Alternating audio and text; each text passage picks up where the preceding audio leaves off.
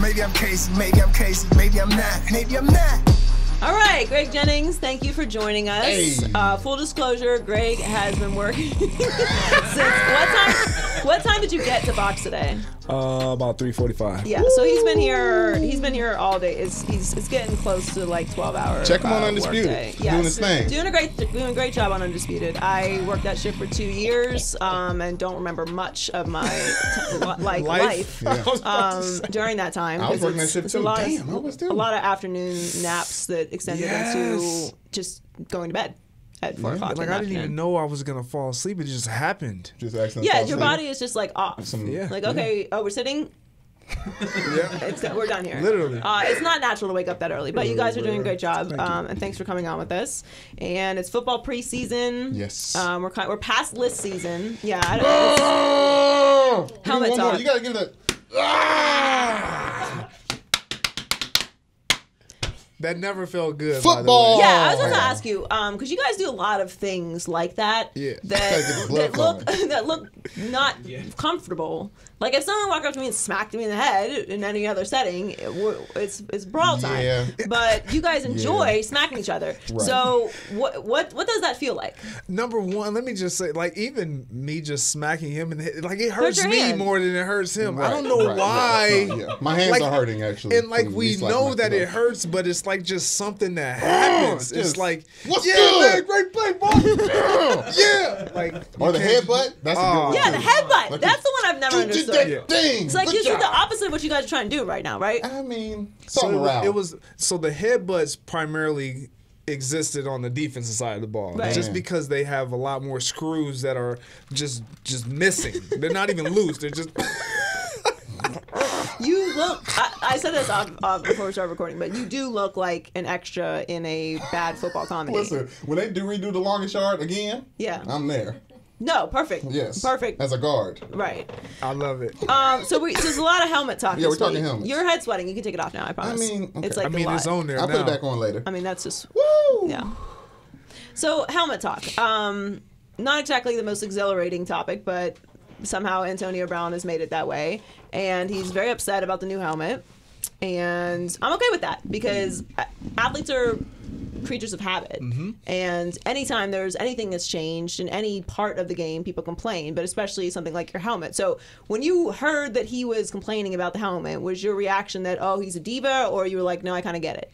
I kind of get it. I've went through it. I've lived it, to where I was in a helmet from 7th grade all the way till my 7th year in Green Bay, and I had I had to switch my helmet. It was a Rydell helmet, 1 bar across the top, the Jerry Rice open face mask, no visor. Like it probably wasn't the safest helmet. Right, doesn't sound safe. But no. It fit me. It was me. It allowed me to. Nothing protruded my vision. Right. It didn't matter how it looked to others. It just fit, and it was my helmet. And when they told me I had to switch my helmet, I put up a stink as well.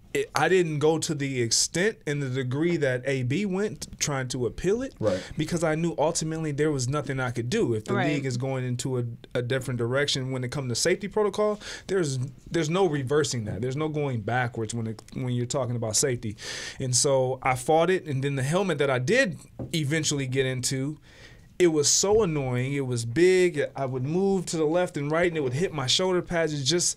It threw my whole swag off. Like, it just, you're an athlete. Like, it just, I feel the last thing you do before you take the court or take the field, you look at how you're dressed. Right. Man. And it's especially, I think for football, obviously I've never played a sport where you wear a helmet, but I think for football, especially if you're a receiver, like your helmet and your vision is super, not that everyone doesn't need to see, but like it's extra important for you to see. Even 1 millisecond of something off will change the entire play. Yep. So, I mean, Tom Brady talked about the helmet, Rodgers talked about the helmet, but like you said, this is a safety situation. You have to get used to it, but it becomes like a second skin. It does. And so even taking it a step beyond just the vision, like reaching your hands up, like the way the helmet sits on your head and the shoulder pads and everything, it kind of works as one. You still want to be loose and free and have that liberty to just reach and grab. When you change your helmet, a lot of it may be mental, but it's like you reach up and it's like I can't even reach the way. You're not even throwing your hands all the way up, but you're like, and then see, I can't even reach. It gets worse. But is that not what training camp is for? Right, working out with that helmet, working out with those new shoulder pads. I'm sure when Michael Bennett decided to go with the kicker shoulder pads, he didn't do that week 1. He started doing it in training camp, getting used to the new ways you move and feel. Because these are things that the NFL is implementing. You can't fight against your own safety. I understand that. It's easier when you're wanting the change and when you're in agreement with change. True. When you're not in agreement with change, you're going to resist it because you want what you're comfortable with. Yeah. You don't want to change at that moment. It doesn't mean you're not, but you're going to fight that change as long as you possibly can. And then we all eventually find out that change wasn't so bad. Right. No. So do you have a problem with him taking it to the level he did then? I don't because again, it's to each his own. I would have never taken it to that level. No one has taken it to that level. Right. But we all have experienced and felt what he feels as far as not wanting to part ways with our original helmet. Right. Whatever that was, whatever make or model, no one wanted to part ways with that original helmet. But no one also went to the degree of saying, you know what, I'm going to try to fight it. I'm going to pill it. I think it's good that you said that. And I also like that Brady and Rodgers talked about it too, because it made it less dramatic for me. Like when you first hear the story, you're like, oh my God, Antonio Brown's complaining about his helmet now. Yeah. But like now it makes more sense. Like, okay, yes, maybe he took it to the Antonio Brown level that he takes things, but it's not strange that people were that uncomfortable with the change. Now, the other part of the Antonio Brown current saga is the cryotherapy machine. Now, I've never gotten one of those space modules, but I also hate icing and I don't like cold things. And I'm not a professional athlete who needs to recover either. So I don't care about getting old. So I don't need to get in one of those things. But he's been in them before. We are assuming safely that this is not the first time he's used one. Right. Have you been in one before? I have. So is it not protocol that you have to wear gloves and booties, right? Gloves, booties, they give you everything that you need to put on. Right. So it's not the first time he used it. So I know everyone's kind of trying to defend him in this spot, but to me, this is the dumbest injury of all time. It's again, not being there and knowing what transpired, whether he wore it and he was in too long, whatever the situation is, I don't know the ins and outs of it. Look, listen. I've been in the cryotherapy unit. Like it's bitterly. Yeah, AB, I can't help you on that. That's what I'm saying. Like, it's just a stupid. Look, what are my 3 rules? Don't be weird, don't be rude, don't be dumb. Okay, and like it just seems a machine that you use that often, and you know you're going down to negative 200 degrees. You probably just want to throw some socks on or whatever they give you. And hop in the machine, hop out. Like you know what happens to you. Like they tell you what happens to you if you don't do that. Why is that something that you would risk? The thing is, you're in there for such a short period of time. It's like you're in and you're out.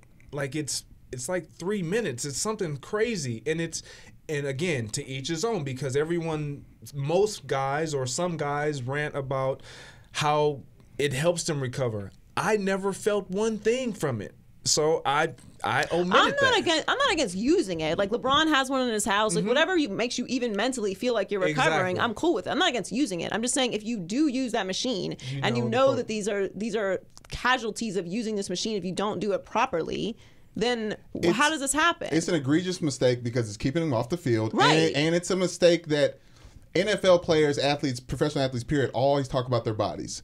Everyone always talks about their bodies. Talking about how much LeBron spends on his body. For him to be going into training camp and make a mistake like that, destroying his own body for however long he was in that thing, that is the type of mistakes that you don't want to give someone that much money for to be the star of your franchise. So I'm sorry, the Raiders, because the Raiders are the ones that got rid of Khalil Mack, and to free up this type of circus and getting these type of people in that aren't taking care of themselves off the field enough to do what they need to do on the field. Okay, so the only issue that I have with it is what you guys are pretty much alluding to. You're going to take care of your body, and you don't take care of your body while going to take care of your body. Right. Like, that's the part that I can't help him out with that. But when it comes to the money part and the aspect of it and him bringing a certain, like, it's not as if he did it intentionally. Like, I'm not going to sit here and make it seem like I don't think he. Who wants to have frostbitten feet intentionally? But it's. AB's a weird guy. He goes through the links. Stop it. All right, stop. Okay, I'm gonna stop. He doesn't need football anymore. I'll say this: anyone who comes out and says they don't need football anymore, then go into another team. I'm looking at everything you say and all the moves you make, and it's alluding to the fact that you don't think this thing is important anymore, and you have to sell out and think if it's important to produce the way he has up until this point. See, I disagree with that. He definitely knows that football is important. What he's alluding to when it comes to him not needing football anymore is not so much the game. Like, Antonio Brown absolutely loves the game of football. It's everything else. It's the business part of football that becomes a nuisance to guys, especially later in their years because they're done playing the games, yes, the politics. Yeah. And no one wants to be kind of yo-yoed, is the term I use, that late in your career. And in that profession, you're the elder statesman. So to start having that happen and you not feeling like you've earned some sense of entitlement. I know that's like a no taboo entitlement, right. But you've earned some type of entitlement to a degree to where you deserve to get some breaks and things like that. So with a guy like Antonio Brown, with him making the decision to do the Cairo, the leave Pittsburgh, saying, I don't need football, it's not necessarily that he doesn't need the game. He enjoys the game, loves the game, but everything that comes with it, just miss me with that. I'm only irritated because I want Antonio Brown to have a great year because I can't stand talking to old school Steeler fans that are like, a diva. Who needs him? It's like, well, he was a 6th round pick and did produce a lot for you for a long time. And he was a superstar, and I am pro superstar. So personally, I am annoyed for that reason. So if I'm overly agitated about the foot thing, it's because of that. Because I feel like it's a silly injury. Like it's an avoidable injury. Yes, and I want him agreed. to be great, and I want the Raiders to be relevant because that's what I personally root for. So inside baseball on that. Zeke and Dak. So the Cowboys, speaking of relevant and interesting, they always deliver. And the conversation is whether you pay Dak or not. The report was yesterday that he wants $40 million. That's just negotiations. Like if you've ever been involved in negotiations, you ask for what you're never going to get. So then you meet in the middle, and both sides feel like they kind of compromise and they're happy. That's how that works. He's not going to get $40 million. That said, in my opinion, this is on the Cowboys. Like, the Cowboys could have locked Dak up in the fall for a reasonable amount. They allowed the market to continue to go up with Jimmy Garoppolo's contract and Carson Wentz's contract. And now Dak has all the leverage because, in my opinion, while he may be an average or above average quarterback, he does not produce average wins. Exactly. So he's played in 3 playoff games, won. Carson Wentz has not played in any playoff games. When he has been available, they've had losing seasons. So if I'm Dak's agent, I don't have to do anything. Like, you must pay. You must pay. Yes. That's the way contracts work. Right. It's you look at what the next guy got. If you're not one of the guys who's going to set the market, you're looking at what everybody else got. Right. Even if you are one of the guys that set the market. But with Dak Prescott's situation, I'm with you 100%. I've listened to you say this on the herd, and you've done a great job. Like, thank you. This is the Dallas Cowboys' fault. They knew it. Right. Like, you didn't expect or anticipate him being what he jumped into being right out the gate. No. So you identified it, nip it early. Right. Like, I've watched it with Minnesota recently with Adam Thielen. Like, when they saw, man, this kid is starting to bud, let's give him a contract right away. You do it soon because guys like that are free agents or late round draft picks, they will bite quicker to get that contract. Because they haven't been getting paid. Because they've been basically, not for free, but for minimum. Right. No one wants to continue to do that. And so with the Dallas Cowboys, everybody knew that he and Zeke came in the same year. He won the starting quarterback position. He doesn't have a 5th-year option. So you automatically know if he continues to play well, we're going to have to pay him right away. So you know that going in, so you don't get to this point, as you alluded to where other guys are setting the market, the number goes up, he's winning because of the pieces that we're putting around him, wanting him to perform better, and then all of a sudden, you know what, we're not going to pay you, we're going to let you keep waiting and waiting and waiting. What's going to happen is, if they wait too long, he's going to have a phenomenal year. I truly believe he's going to have a great year because of all the pieces around him. Yeah.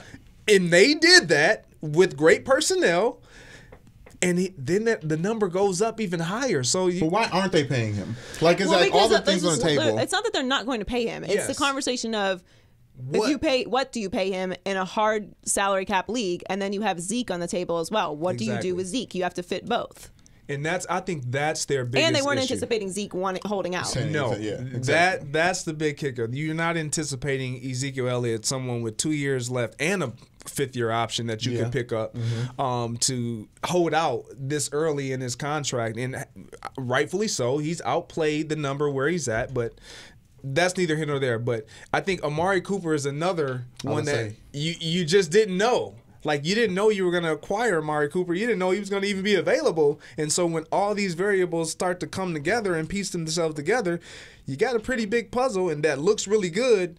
But it's, man, how can I keep this puzzle looking as beautiful as it does? So who do you pay first, Zeke or Dak? Or do you trade Zeke? Like, what do you do with this situation? I think at this point you gotta try to pay whichever guy is willing to agree to what your number is, that you know. Every team has a number that they know they don't want to exceed. Right. And so whichever guy agrees to that number first, okay, you get that guy done. Because at this point they need to start getting guys signed. Right. But Ezekiel Elliott is one that I would definitely try to lock up first.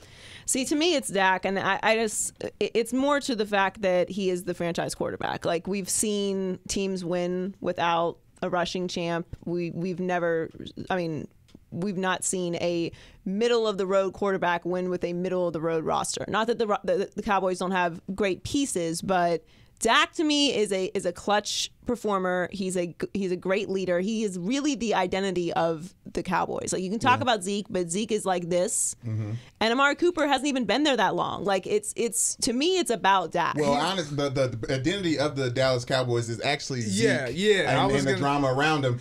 What they should be. That's why they should pay Dak, because that's the attitude and the identity that the Cowboys should have moving forward. I agree with that. I still think you have to pay Ezekiel Elliott, because if you pay, you're gonna pay Dak Prescott whatever he's gonna get. Like, but the running back, Ezekiel Elliott, is a special back. So it's not as though his number is going down either. No. So if he produces another year to where and we're talking about, he's arguably the best back in the game. 1, 2, 3, wherever you want to slot him, you can argue. We're not talking about that with Dak Prescott. No. So you're not talking about a 1, 2, 3, 4, 5, 6 guy. No, but I just don't. What do you do? Like, you're never going to be bad enough to get a high draft pick. You're not going to. No one's going to come on the market. So, like, you're just going to franchise tag him, and then he's just going to. You so can then continue to you're a franchise Kirk tag him. Cousins situation, which is a disaster. How'd that work out for them? That's the other person in the NFC East. Washington in a good spot right now? You feel like they're doing well? You think they'd want Kirk Cousins back? I think they would. I don't think they want him with that contract that the Vikings gave him. What they gonna do? Jay Gruden is fired after this year, okay? So, yes, I'm sure he would want him back. Before we let you go, Tom Brady and Rodgers are always compared to each other, right? And I really think the better comparison is Tom Brady and Drew Brees. If you're really looking at the numbers, I'm gonna assume from that slight turn of the mouth that you think Rodgers is better than Brees. I'm gonna let you continue. Okay. So anyway, I just think if we're comparing this era of quarterbacks, Brees and Brady are a closer comparison, and Peyton's touchdown record is going to be broken this year. So the leaderboard entering this season is Peyton Manning with 539 touchdowns, Drew Brees has 520, and Tom Brady has 517. I personally feel like Drew Brees is going to break it first and keep it past Brady retiring, but I think they'll probably retire the same year. But do you think that's a good comparison, a closer comparison, Brees and Brady? And do you think that Brees will break it before Brady does? Yeah, I mean, if we're talking just primarily statistics, yeah, that's the better comparison. But I just have a hard time just going off of sheer statistics when my eyes show me and tell me that I can't just go off of stat. I just can't. But Drew Brees is an all-time great too. I'm not gonna ever knock Drew Brees. I love everything that he's done. I love how he presents himself, how he carries himself. I love his production. It's all there, and I think that sometimes he's overlooked. More often than not, he is overlooked when we're talking about all-time great quarterbacks. But he's overlooked because he just doesn't wow you.